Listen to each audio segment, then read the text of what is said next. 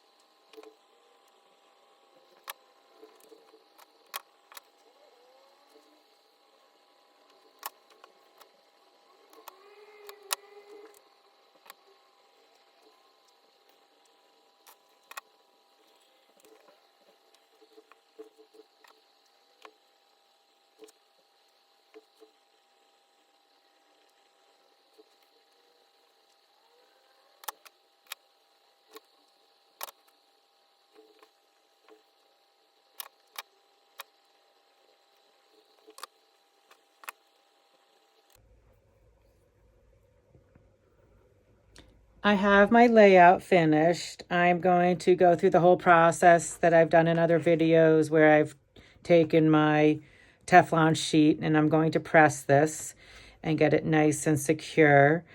There are parts where, the Thermolam glue is not going to come all the way through. So when I do go to my sewing machine, I'm going to take a little bundle of crumbs of little pieces.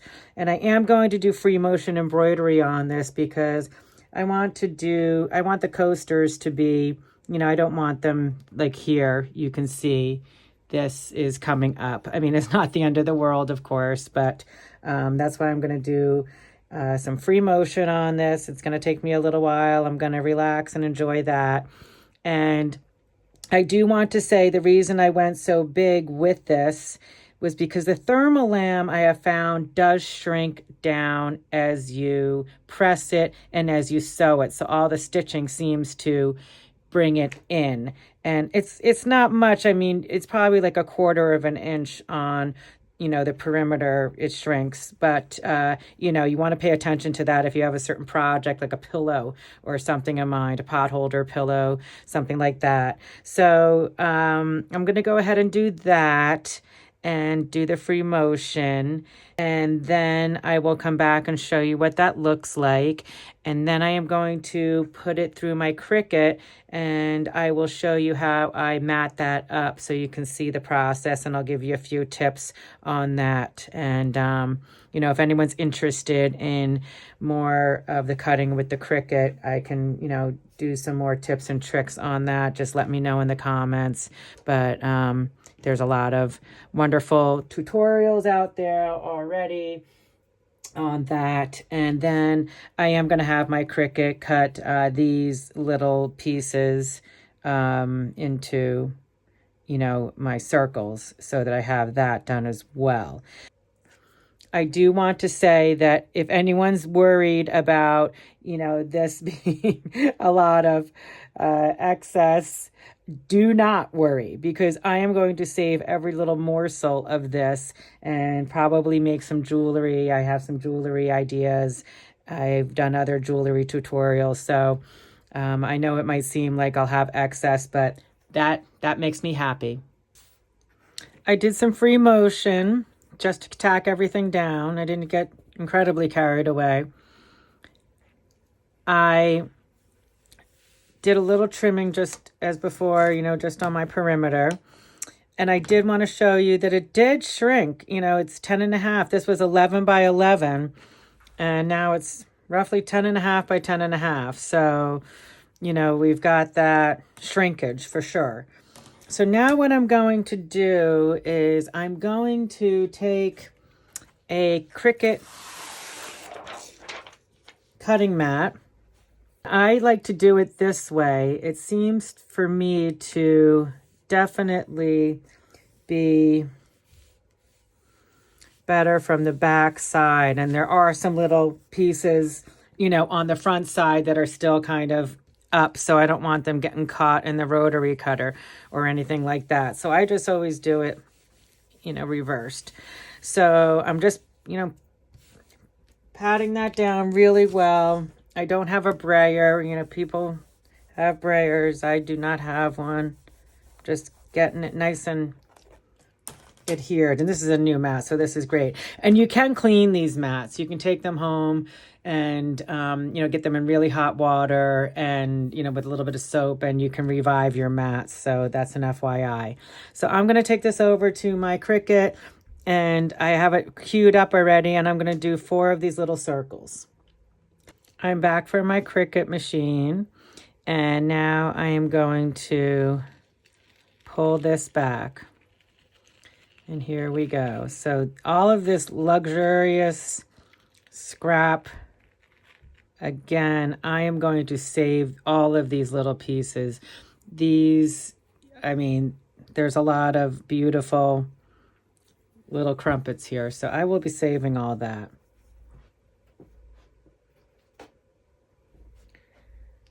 Let us see what we've got here.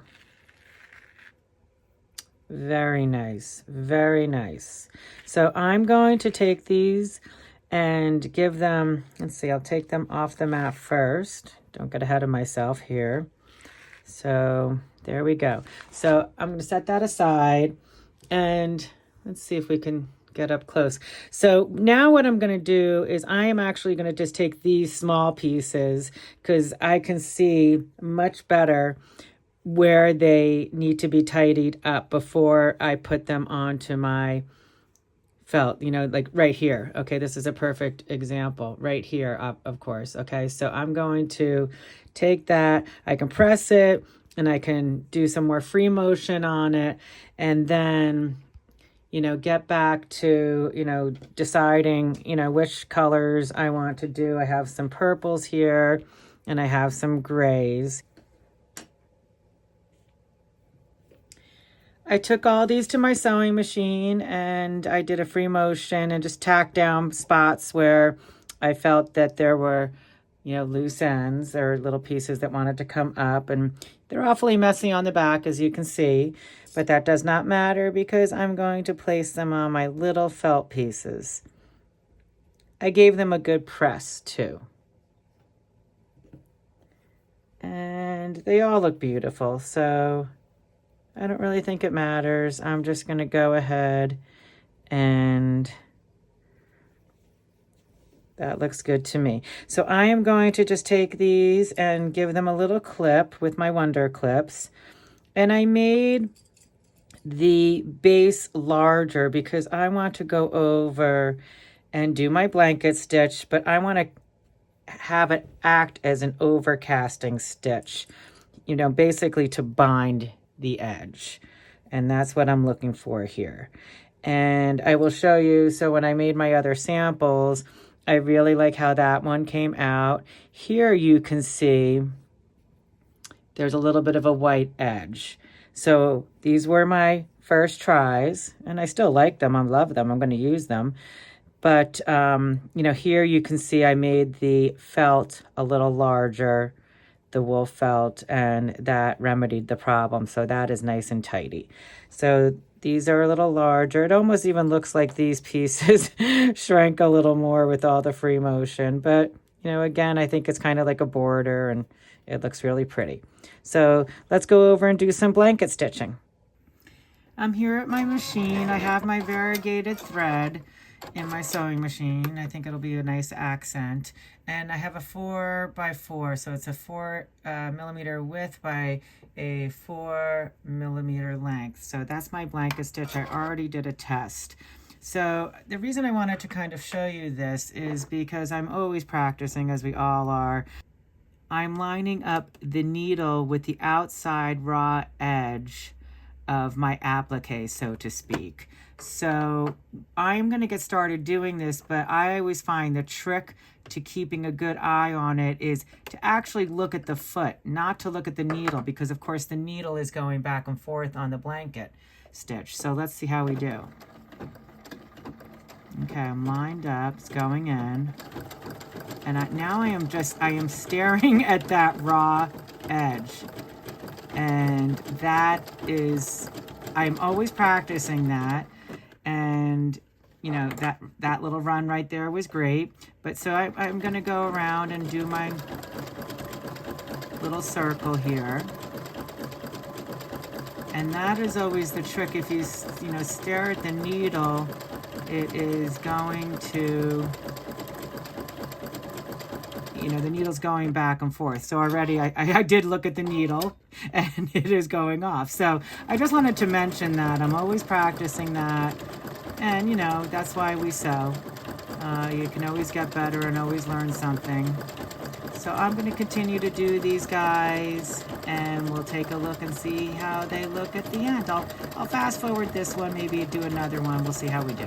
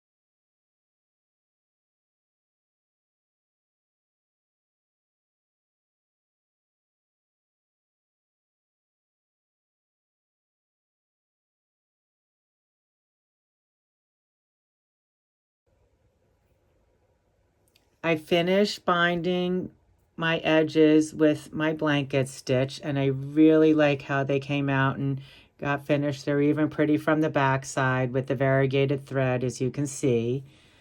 So I am very pleased with this project. It was a simple project, and an easy one. You know, you don't have to use the Cricut. You can just do your circles yourself and, you know, draw them out, and you could do squares. It's, you know, there's many options here. And, you know, it'll just brighten up any kitchen counter, you know, any hostess gift. It'll be lovely. I really appreciate everyone who has subscribed and joined me and with all my projects, with my scrap busting. I'll be continuing to do that. I am on a bit of a roll. I am thinking about other projects too, but, you know, just kind of focusing on, you know, maybe doing, you know, some other little trivets or pot holders, maybe some placemats. So I'm going to continue enjoying this process. Until next time, keep creating. Have fun out there. Bye.